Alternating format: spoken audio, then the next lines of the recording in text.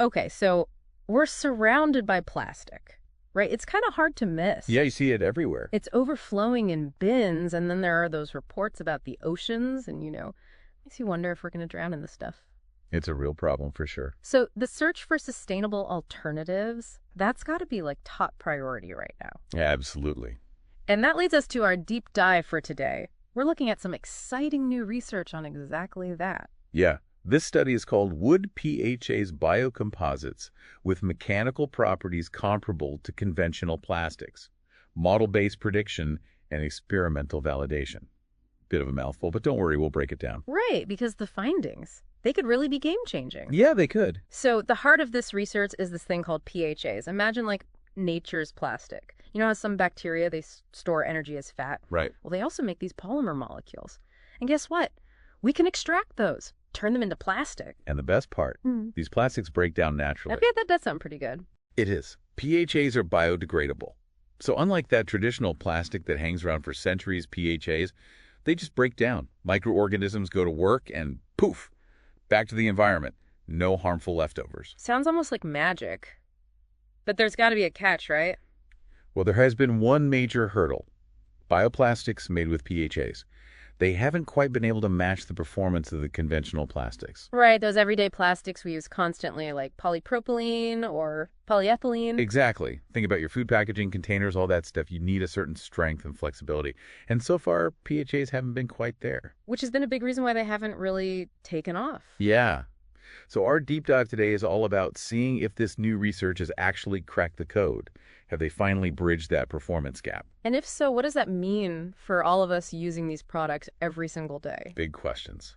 So let's get into it. What did these researchers do differently? What's this innovative approach they're talking about? Well, it starts with the materials they chose. They took PHAs, and specifically they used a blend of PHBV, that's one type of PHA, and another one called P34HB. A bit different, but also a PHA. And get this, they mixed these with wood fibers. Wood fibers, like from actual wood? Yeah, from sawdust, actually. Specifically radiata pine. Okay, so wood, that's natural. It's relatively inexpensive. Makes sense from a cost perspective. But hold on. Haven't we tried adding wood to bioplastics before? We have. And didn't that make the material kind of brittle? Like it would just snap easily? You're absolutely right. That was a known issue. Adding wood fibers to PHBV alone often made it too brittle. And that's where the innovation comes in. This time they added P34HB to the mix. Yeah. And P34HB is a much more flexible type of PHA. So they were basically trying to offset the brittleness. Exactly. It was a very deliberate strategy. So the P34HB is like a buffer, then making the material less likely to just break. But how does that actually work, like on a material level? So they discovered that P34HB, especially when it has a high amount of this component called 4HB, acts like a thermoplastic elastomer. Thermoplastic elastomer. Okay, that sounds complicated. Think of it like this. They added a rubbery element to the bioplastic so it could stretch and bend a lot more easily, gave it that much-needed flexibility. And this was really smart because it addressed that toughness issue without sacrificing the biodegradability of the PHAs. So they kept the core benefit of PHAs. They can still break down naturally. Exactly. Okay, so now they've got this blend, PHBV for strength, P34HB for flexibility, and then the wood fibers probably for reinforcement. Right. But did it work? Did it actually perform well? Like, could it hold its own against the regular plastics we use all the time? Well, the results were pretty impressive. These optimized biocomposites, they could be stretched quite a bit before breaking. What they call a tensile strain of break was between 12.1% and 29.5%. They also measured tensile stress, which basically tells you how strong the material is, and that was between 20 and 23 megapascals. And then the tensile modulus, which is how stiff it is, was between 1814 and 2329 megapascals. Okay, I'm going to be honest. Those numbers don't really mean much to me. Can you translate that for us regular folks? Why are those ranges significant? Of course. What's important here is that the researchers compared these properties to polypropylene and high-density polyethylene. Those are your PP and HDP. You see them everywhere, right? Food containers, bottles, toys, even some car parts. Right. And the biocomposite, it's right up there with them in terms of strength, flexibility, and stiffness. That's huge. Plus, they found they could tweak those properties just by adjusting the amount of P34HB in the mix. So it's not like a one-size-fits-all thing. They can actually fine-tune it depending on what they need the material to do. Precisely. That's really cool. So tell me about those trade-offs you mentioned earlier. Like when they changed the amounts of P34HB on wood fibers, what happened? Well, as they added more P34HB, the flexibility went up. It could stretch further before breaking, but that also meant a slight dip in stiffness and strength. Makes sense. More bendy stuff means it's bendier overall, but maybe not as strong or rigid. Right. And with the wood fibers, adding more of those increased the stiffness, but it also made the material less strong and less flexible. So it's all about finding that right balance. Right, like the Goldilocks zone for biocomposites. Exactly. The right amount of PHBV, P34HB, and wood fibers to get that perfect performance for whatever you need it for. Okay, but making something cool in a lab is one thing. If we can't actually manufacture it affordably and on a large scale, it's not really going to solve our plastic problem, right? Absolutely.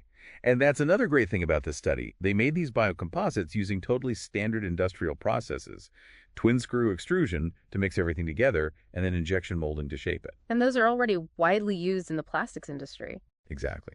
So it means that factories could potentially switch to producing these biocomposites without needing to invest in a whole bunch of new equipment. That's a big deal. It is. And another plus. No crazy chemicals or energy-intensive steps during manufacturing. So it's a simpler process, which should also mean it's more cost-effective. Right. That's key if we want this technology to be adopted widely. Now, the study also mentioned predictive modeling, which sounds pretty high-tech. What was that all about? So they've developed these computer models that could predict how strong and flexible a biocomposite would be based on the ingredients and the processing conditions. So instead of mixing and testing tons of different combinations in the lab, they could run simulations on the computer. Exactly. It's like a virtual testing ground. It lets researchers try out different recipes before they even make them physically. Saves a ton of time and resources. That's amazing. Okay, so we have this biocomposite that can perform, like conventional plastics can be manufactured using existing methods and can even be designed using computer models. That sounds pretty good, right? It does. But let's bring it back to our listeners. What does this actually mean for our everyday lives? Well, if this takes off, the impact on plastic waste could be huge.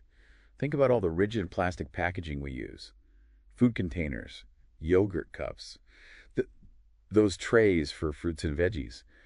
A lot of that is PP and HDPE. Right. If we can replace that with these biocomposites and they actually biodegrade after we're done with them, it would be a massive reduction in plastic waste. And it's not just about reducing waste. What about the wood fibers? Didn't the study say something about them being good for aesthetics? They did. Because they're natural, they can give products a more natural look and feel. People like that. They want sustainable products, but they also want them to look good. Right. So imagine packaging with a subtle wood grain. It's like a visual cue that says, hey, this is an environmentally friendly choice. So it's good for the planet and it looks good. Exactly. Now, we talked about PHAs being biodegradable, but what does that actually look like for these biocomposites? Well, they break down through composting and anaerobic digestion, which is used in a lot of wastewater treatment plants. Okay. It's a much more responsible way to handle these materials compared to just chucking traditional plastics in a landfill or letting them pollute the environment. Ideally, these biocomposites could just be processed along with other organic waste. So it all goes back to nature. Exactly. It seems like the researchers really covered all the bases with this study. Did they uncover any other interesting details beyond the main findings? They did. They got really deep into how the different components interacted at a microscopic level. They used some pretty advanced techniques to see how well the PHBV, P34HB, and wood fibers blended together. And it turns out the amount of P34HB really affected that blending. Interesting. They also looked at the thermal properties of the materials. And they experimented with different ways of mixing the materials during manufacturing. Like what? Well, they used different types of screws in the extruder. One was designed for gentler mixing, what they call low shear, and another for more intense mixing or high shear. They found that while high shear was supposed to mix everything really well, it could actually cause some of the polymers to break down, especially when the wood fibers were present. So it wasn't always better. Right. Sometimes the gentler mixing actually led to better performance in the final product. So it's a balancing act? It is. Yeah. And those computer models I mentioned, they were sophisticated enough to factor in all these details when predicting how the final material would behave. Wow, that's pretty impressive. It is.